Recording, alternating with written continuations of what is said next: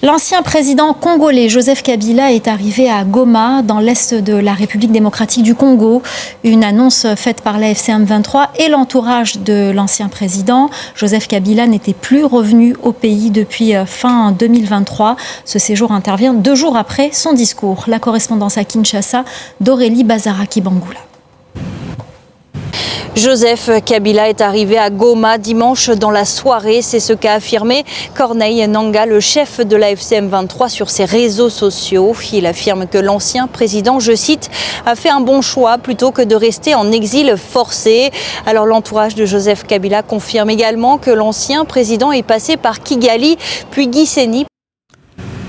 Plutôt que de rester en exil forcé, on va rappeler ici que ce monsieur n'a pas été expulsé de son pays, il n'a pas été déclaré exilé, il a fui son pays de son propre chef. Donc ce n'est pas un exilé. Il est parti de lui-même.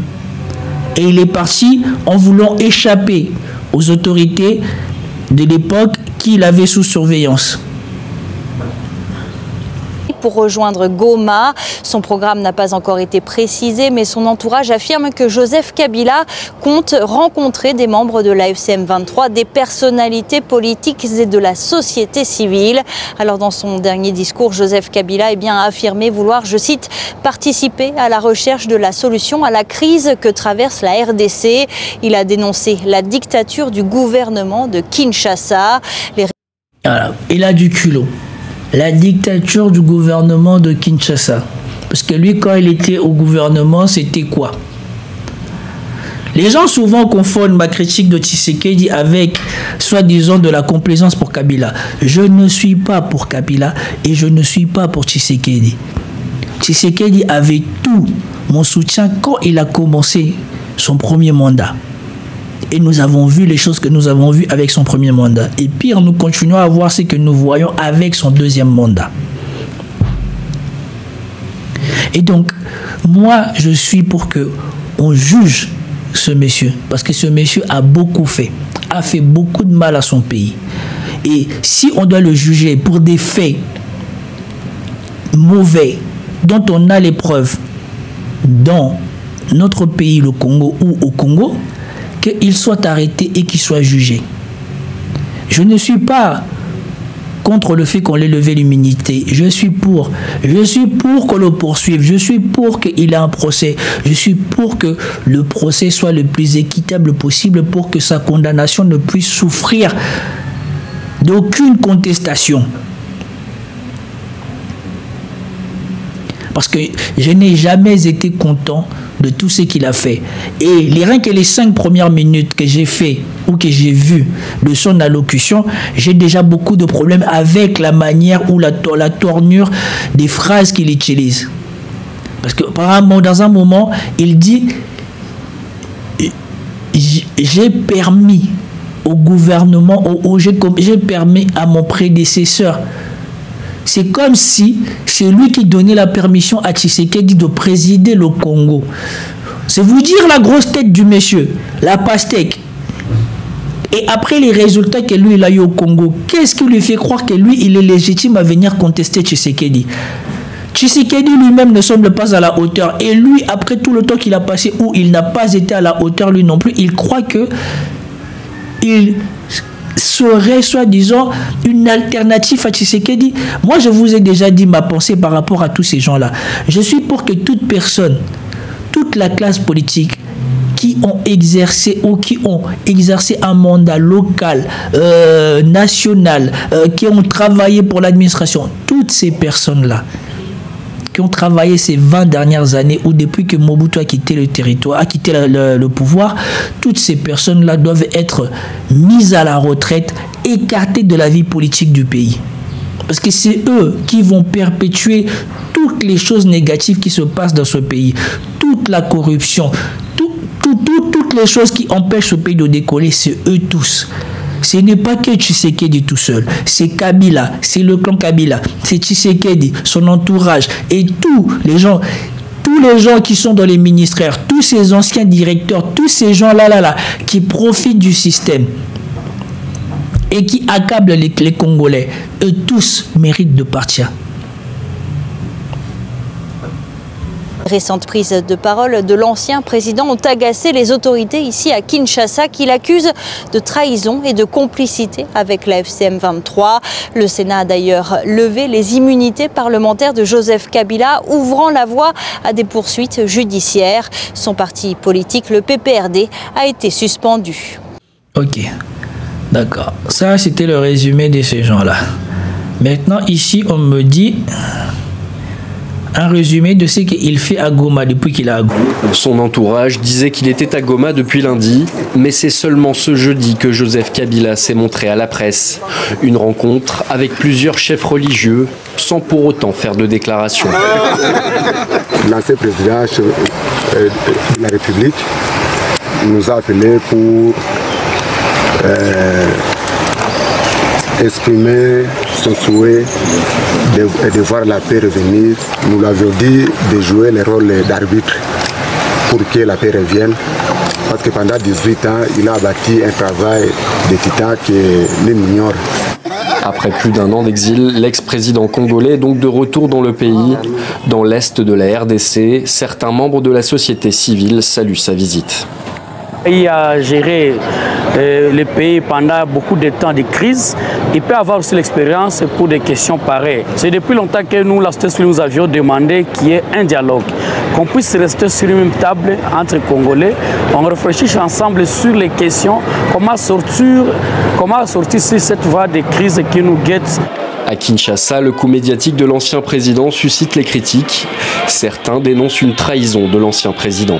C'est une provocation pure et simple et une déclaration de guerre contre la République démocratique du Congo et ses institutions légalement établies. La présence de Kabila à Goma, c'est aussi une manière de saboter le processus de paix engagé par l'administration Trump entre des pays qui sont les vrais belligérants du conflit de l'Est, je cite, la République démocratique du Congo ainsi que le Rwanda. Kabila vient de dévoiler sa vraie face de rebelle. Sa venue dans l'est du pays intervient peu après une adresse à la nation remarquée, diffusée sur YouTube, dans laquelle il s'était montré très critique envers la gouvernance du président Félix Tshisekedi.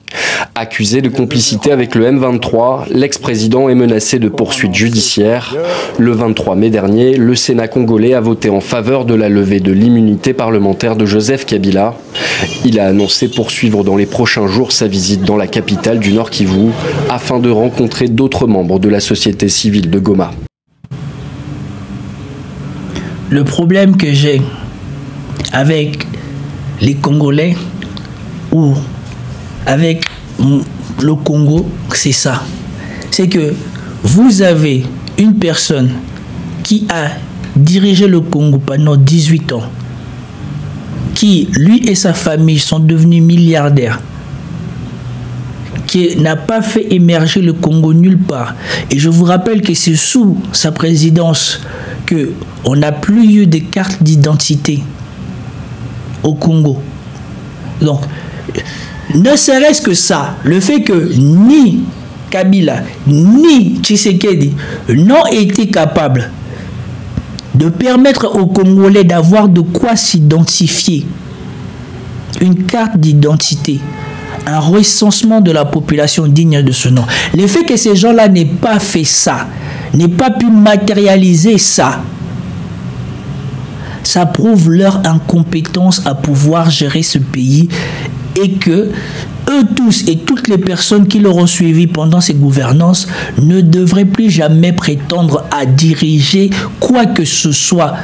Même un ligablo, comme on dit à Kinshasa, même un petit fonds de commerce, il ne devrait pas être capable d'essayer de diriger ça ou de gérer ça. Ce sont les choses les plus simples sur lesquelles on reconnaît la capacité de quelqu'un à diriger un pays. Leur expérience à eux tous n'a été que l'expérience de leur enrichissement personnel. Et donc moi je ne suis ni pour Kabila ni pour Tshisekedi à la lueur des 7 premiers mandats ou des 6 premières années de la gestion de la chose publique par Tshisekedi. Il a fait soi-disant le cinéma comme quoi il allait récupérer sa carte d'identité. C'était il y a 2 ans, je crois, j'ai fait la vidéo sur mon YouTube. Et jusqu'à maintenant, il n'y a toujours pas de carte d'identité pour les Congolais. Des personnes qui ne sont pas capables de faire ça ne peuvent pas prétendre gérer le pays. C'est aussi simple que ça. Si vous n'êtes pas d'accord avec moi, partagez-moi pourquoi vous pensez que des gens qui ne sont pas capables, dans un pays comme le Congo, de faire en sorte qu'on ait un recensement et que tout le monde soit capable de s'identifier comme Congolais, auraient le droit de gérer le Congo ou même encore de se prétendre capable de gérer le Congo. Alors, ici, nous allons voir si ils en disent un peu plus par rapport à cette visite de Kabila. La dernière fois, c'était intéressant de regarder cette chaîne. Madame, Messieurs, bonjour et merci de votre fidélité sur Zonar Télévision, l'univers des l'art. Bienvenue à suivre les actualités aujourd'hui à la une. Joseph Kabila Kabange à Goma, c'est une première apparition publique très remarquée. L'ancien président de la République, Joseph Kabila Kabange, a été vu ce jeudi à Kinyogote, dans la périphérie. Elle n'a pas d'image, elle raconte ce que les autres disent. Du mouvement M23. Ces mêmes personnes qui ont... Voilà. Le problème avec le Congo, c'est ça. C'est que les gens commentent encore avec moins d'image encore que moi. En regardant France 24 et en regardant TV5, certes, nous n'avons pas attendu ce que Kabila a dit, mais nous avons vu. Et nous avons attendu les gens qui ont parlé avec Kabila parler. Mais quand vous voulez chercher des alternatives par rapport aux Congolais eux-mêmes, vous n'obtenez rien.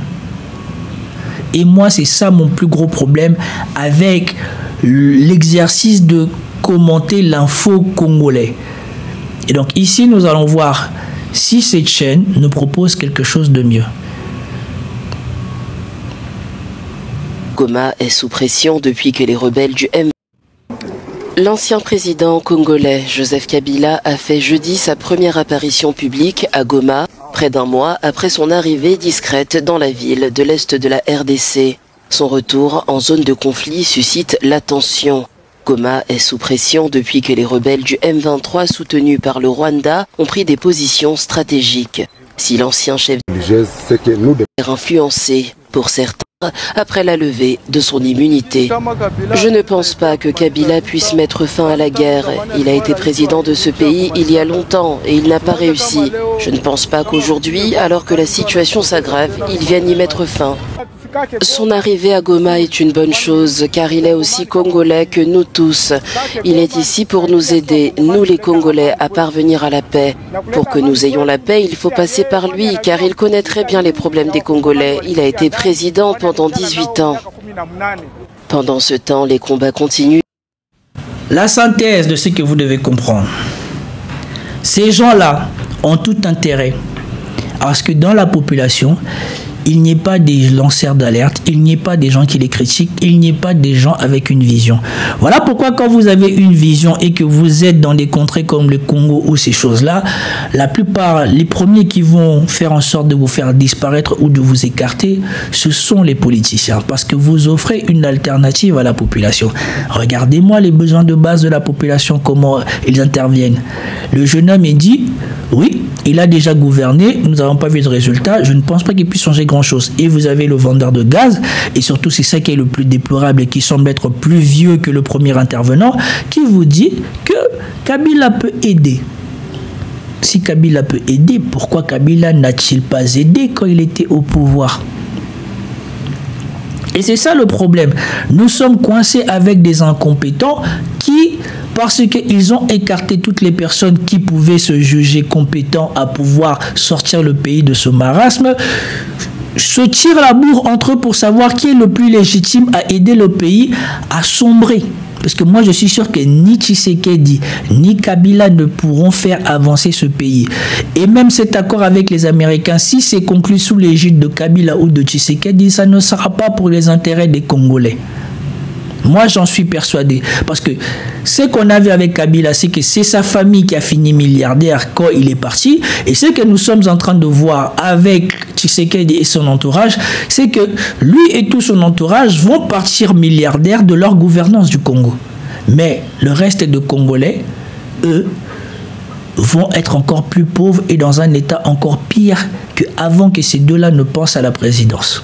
Parce que vous l'avez vu vous-même, comment Kinshasa a été anéanti par des pluies. Si, ne serait-ce que Kabila ou Tshisekedi avaient fait le nécessaire pour la bonne gestion, en surveillant la gestion de la ville par le gouverneur, je pense que les choses se seraient améliorées.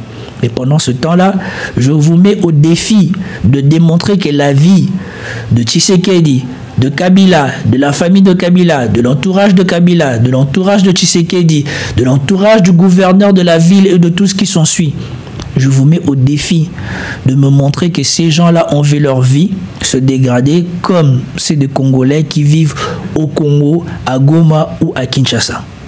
Et donc, par ce, j'arrête avec cette vidéo, j'arrête avec Joseph Kabila et je vous promets que je ferai un commentaire du discours de Kabila.